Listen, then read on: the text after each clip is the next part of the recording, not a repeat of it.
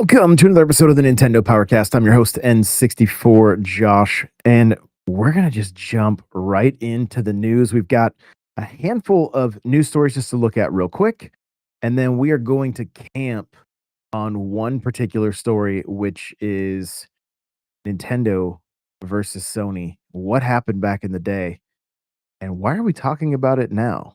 Well, we'll jump into it at the end of the episode here. But first, looks like Lego Batman. Lego Batman is going to be visually better than anything that we've seen before. This is from developer TT Games. They said they are doing everything they can to make sure it is visually better than anything they've done before. Which I don't know if you guys have already seen this game. It looks amazing. Like it looks amazing. It looks like a sequel to one of the Arkham games, but it's in Lego. So I'm really, really excited for this one, which is kind of crazy to say. I mean, Lego games are kind of like I feel like they're almost like cotton candy. Like you just kind of like they're there, they're fun. I do feel like I remember when Ninjago came out on the Switch, and I was like, this is a step up for Lego. This feels more like an arcade beat 'em up than than your typical Lego game.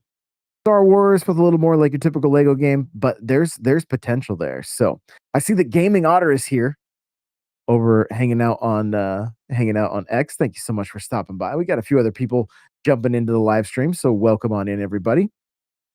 So yeah, Lego Batman, one I'm definitely excited about, and keep an eye on this one. It's honestly impressive. So if you haven't seen any trailers for this yet, make sure to go and check them out because it's pretty cool.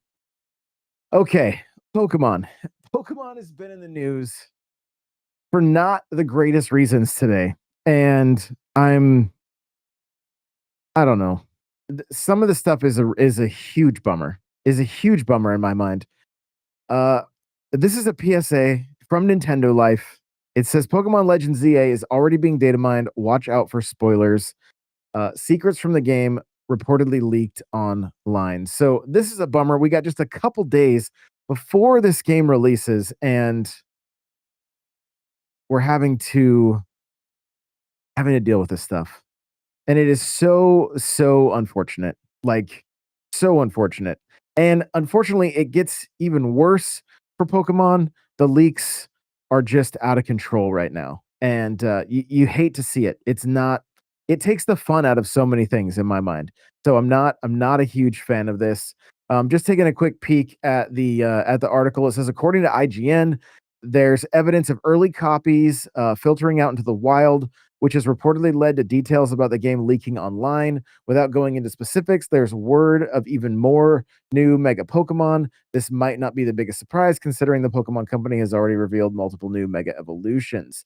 Some websites are also sharing secrets from the game, which are now popping up on social media platforms, subreddits, and other community spaces online. To make it clear, we won't be sharing any major spoilers, and neither will I.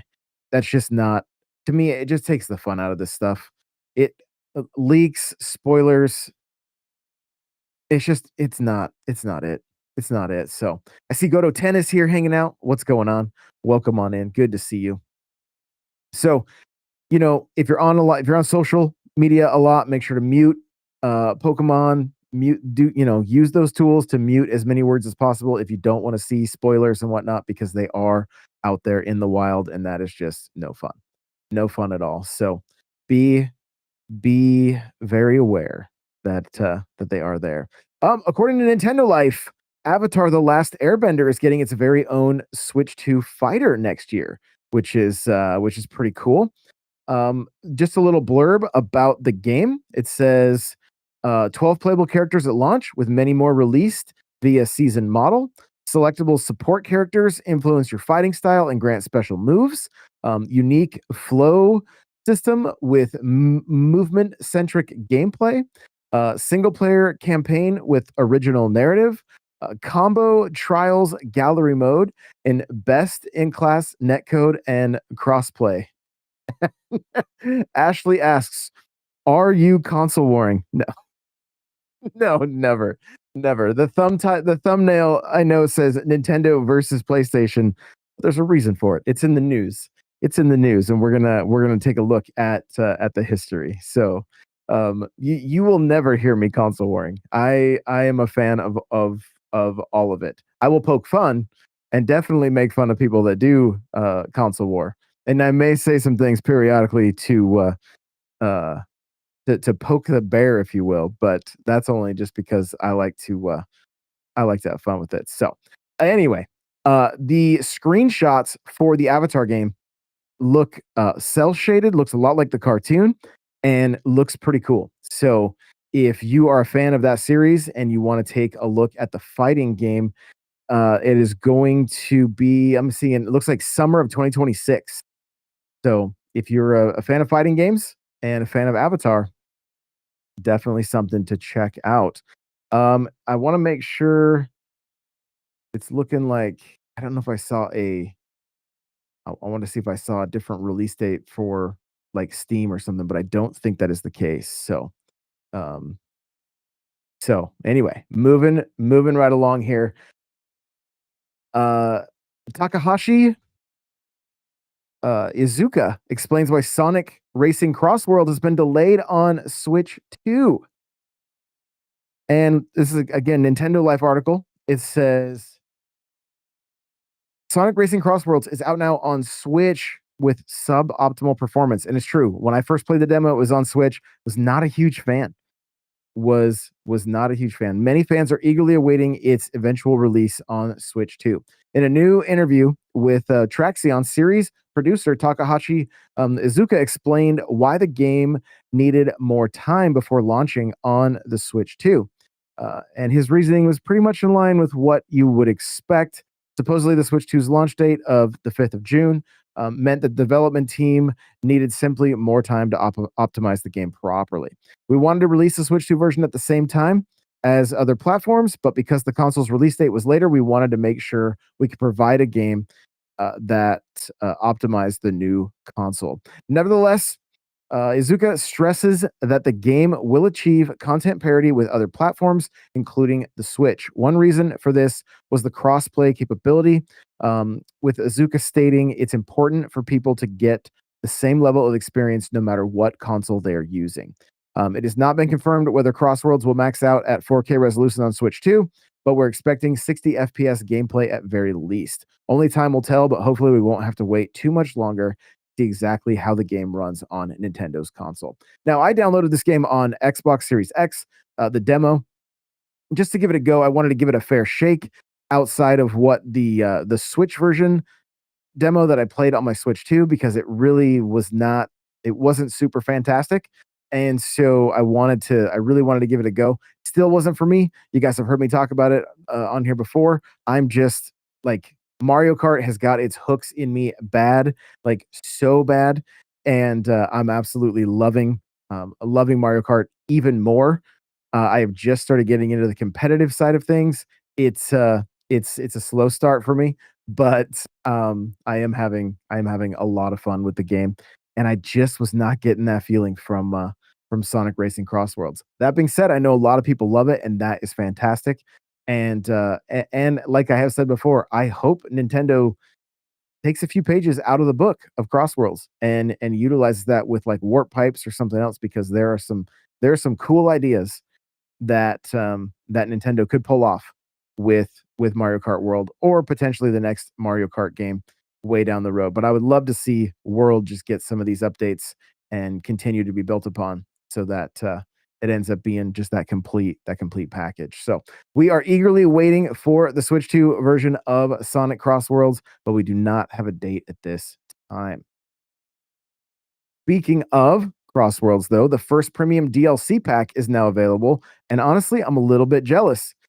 Steve is joining Sonic Crossworlds this week. The new paid Minecraft DLC is coming out this week. It adds Steve, Alex, and Creeper as playable characters, along with a Minecraft themed track.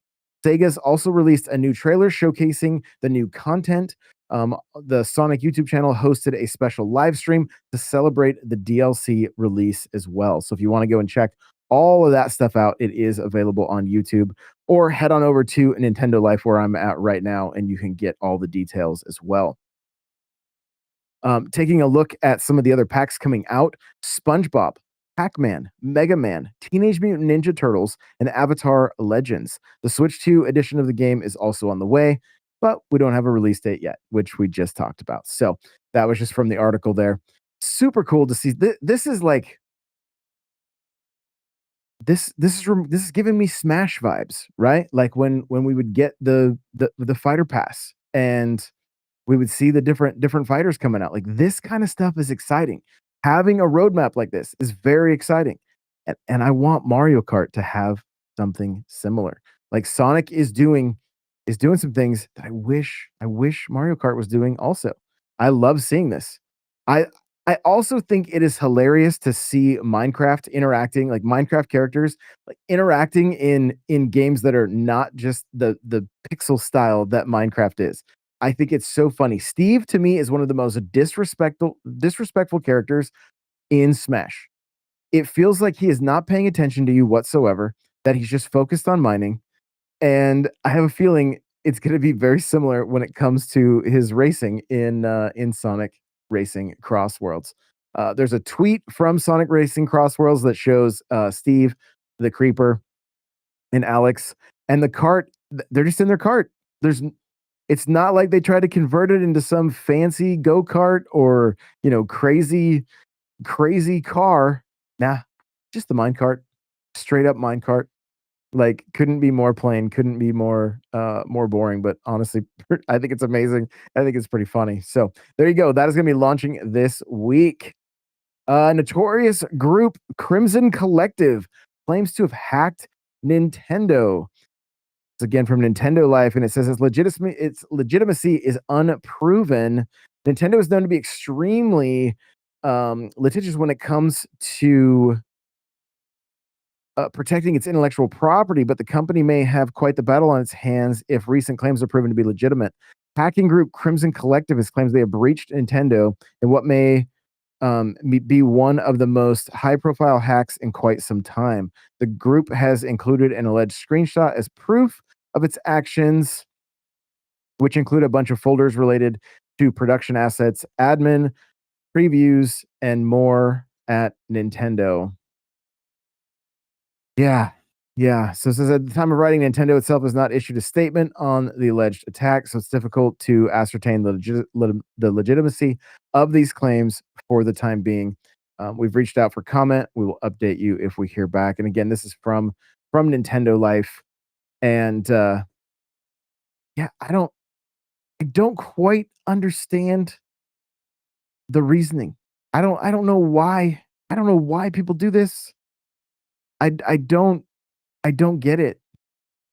And if this is real, it looks like there's going to be even more potential leaks, which again to me it just takes so much of the fun out of the stuff that we do. Like getting to see directs and finding out what games are launching and what's coming out. And yeah, it's very unfortunate. Um, and I hate seeing this kind of stuff. I hate I didn't even like when we were getting information from the court documents with the Fortnite case.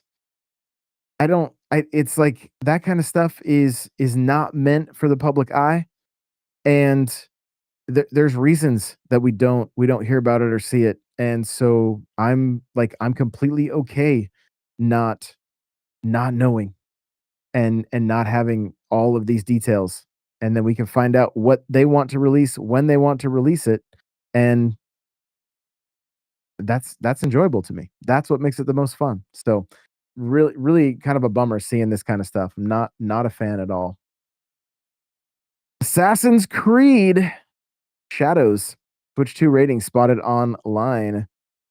Looks like update game keycard physical listing surfaces. So there is, we're going to see another game keycard, which I know everybody loves.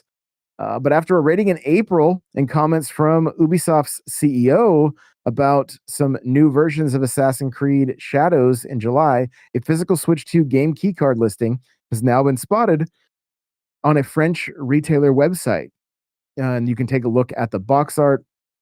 Ubisoft hasn't officially announced Assassin's Creed Shadows is coming to Switch 2 at this stage, but it's pretty much all but confirmed at this time. So Ubisoft seems to be one of those companies that is very on board with Nintendo and trying to get as many of their games as possible onto the Nintendo consoles. And so hopefully, once we finally get a an announcement for this game, we we'll see how it runs. Star Wars Outlaws has been doing pretty well as far as the updates to the gameplay. I'm not sure about the sales, but they have put some work in trying to get that game looking as good as possible. So I'm curious what kind of magic they're going to work uh, behind the scenes on Assassin's Creed Shadows. And I know very little about Shadows, honestly. It's not really a game that's been on my radar. The Assassin Creed games aren't ones that I typically play. I think I played through the first one. I may have played a little bit of the second one, and they just haven't done a whole lot for me. It's just not been a series that I've spent that much time with. That being said, I love seeing more games making their way to Switch.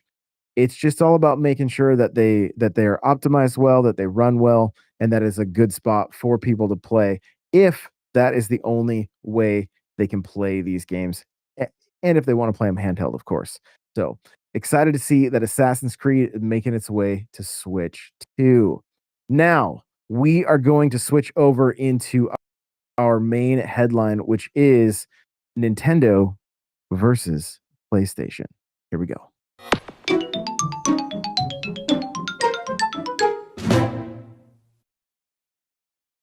All right. Well, there was an interview that happened recently with Shuhei Yoshida.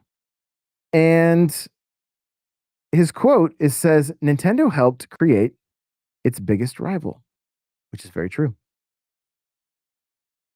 So in a twist of gaming fate that's making headlines this week, former Sony Interactive Entertainment president Shuhei Yoshida says it's almost helpful that Nintendo canceled the Nintendo PlayStation project back in the early 90s. If you're not familiar with the story, here's a quick refresher. In the early 1990s, Nintendo and Sony were actually working together on a CD-ROM add-on, the Super Nintendo. It was called the Super NES CD-ROM, or sometimes the Nintendo PlayStation. The idea was simple: both play both NES, SNES cartridges and a new format of CD-based games. But the deal fell apart after disagreements over who would control the licensing and the profits. Nintendo walked away from Sony and briefly partnered with Philips, which also fizzled, while Sony took what it had learned and built its own console, the PlayStation. Released in 1994, the decision changed gaming forever. Now, in an interview this week, Shuhei Yoshida reflected on the breakup and said, quote, "It was almost helpful that Nintendo canceled the project. Otherwise, the Sony team would have been stuck as part of a Nintendo system." He went on to say the split allowed Sony to innovate freely, ultimately leading to the rise of the PlayStation brand. Yoshida even joked that Nintendo essentially created its own biggest competition, adding that competition between Nintendo, PlayStation, and Xbox today keeps the industry healthy and creative. And he's not wrong. Without that split, we may never have seen 3D gaming take off the way it did with the original PlayStation, or with the rivalry that pushed Nintendo to create systems, the Wii and the Switch. No, we're not going to mention the Wii U. I don't think we're mentioning the Wii U, but but yeah, it's so interesting the way this all went down. And if you dig deeper into the history here, it's it's it's something else. I will say that. So, lastly here, so Yoshida says Nintendo helped shape the competition we all enjoy today. I want to hear from you guys in the comments. What do you think? Did Nintendo make a mistake, or did the split actually make gaming better for everyone? And it it is one of those scenarios and one of those things to look back on that is just it's kind of bizarre. It's kind of bizarre. Sony thought the deal was done, and Nintendo gets up on stage and says we're partnering with Philips. And Sony's in attendance, just looking on going, "Wait, what?" And they did not they did not take it lightly. And I honestly do think I'm of the mind that the industry is better because of it. It is the competition is good. And I think, when Xbox 360 and PlayStation 3 were really, really going at it, the Wii was overdoing its own thing and just selling so many consoles. Do I wish, looking back, that there had been some kind of Nintendo PlayStation? Part of me does. Part of me feels like we missed out on a lot of what could have been, right? And we also missed out a lot on like a lot of the disc games. There were the Famicom disk system, the Nintendo 64 DD, right? The states didn't really get any. It didn't get much when it came to disc based games from Nintendo, and so I do wonder, like, what would the 64 had looked like if they had started putting discs in to the Super Nintendo?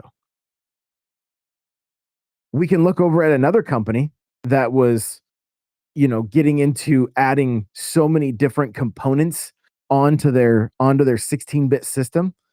Take a peek sometime at a Sega Genesis with Sega CD and 32X. It is a monstrosity. It is an absolute monstrosity of a system that ultimately didn't go on to do very well. So it's really interesting to think about in an entirely different timeline. Would the 64 have ended up being a disc-based system and not cartridge-based? Would the SNES have been the last cartridge-based system if this deal hadn't fallen through?